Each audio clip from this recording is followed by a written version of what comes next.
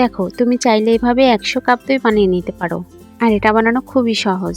আজ তোমাদের দেখাবো একই নিয়মে কিভাবে হাজারটা কাপ দই তুমি বানিয়ে নিতে পারো। এখানে আমি ২ লিটার দুধ নিয়েছি। আর এই দুধটা কিন্তু একদম খাঁটি গাইয়ের দুধ ছিল, যেটা আমাদের জন্য বেশ উপকার। দই বানানোর জন্য অবশ্যই তুমি খাঁটি দুধটা ব্যবহার করবে।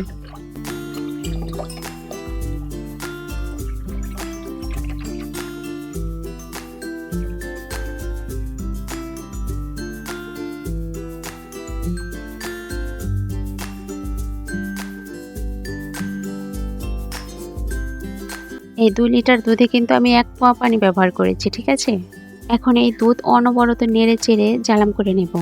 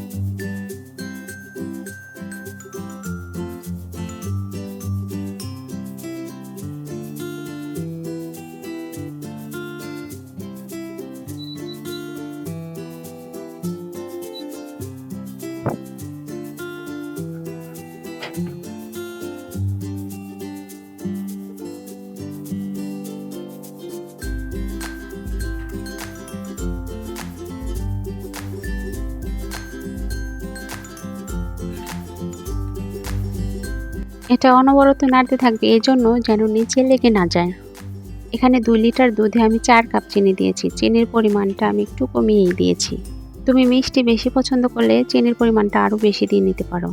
চিনি দেওয়ার পরে দুধটা মোটামুটি আমি ২০ মিনিটের মতো জালাম করেছি। আর এই সময়েই কিন্তু চিনি গলে দুধের সাথে অ্যাডজাস্ট হয়ে গেছে। দুধটা এখন নামিয়ে অনবরত নেড়ে চেড়ে আমি এটা ঝুরিয়ে নেব। দুধের তাপটা যখন এই লোগে সহ্য হবে তখনই এটা ঠিক আছে। ওকে, পারফেক্ট। এখন এই দুধের সাথে বীজ দইটা মিশিয়ে নেব। আর এটা কিন্তু লাগবেই। কাপে দুধ ঢালার সুবিধার জন্য আমি বড় একটা মগে দুধটা ঢেলে নিয়েছি। দেখো আমি কিভাবে করছি। এটা সহজ ছিল, এটা ভীষণই সহজ ছিল। আর প্রতিনিয়ত আমাদের দই ছাড়া চলে না, তাই না? তাই এভাবে আমি হাজারটা বানিয়ে নিয়েছি। আর এই সিস্টেমটা ছিল ঠিক একই নিয়মে। আর এটা তুমিও পারবে খুব সহজে। বাসায় ট্রাই করো।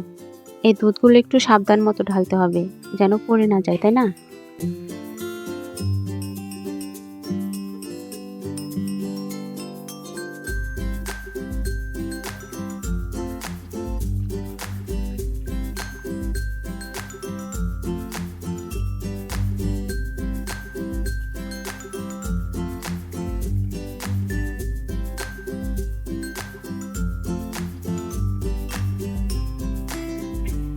ঢালা হয়ে গেলে এখন এটা আমি একটু ঢেকে রেখে দেব ৫-৬ ঘন্টার জন্য।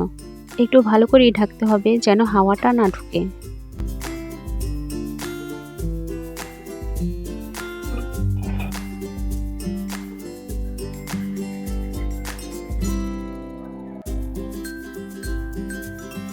আর ঠিক এভাবেই ভালো একটা রেজাল্ট পাবে, যেটা আমি করেছি।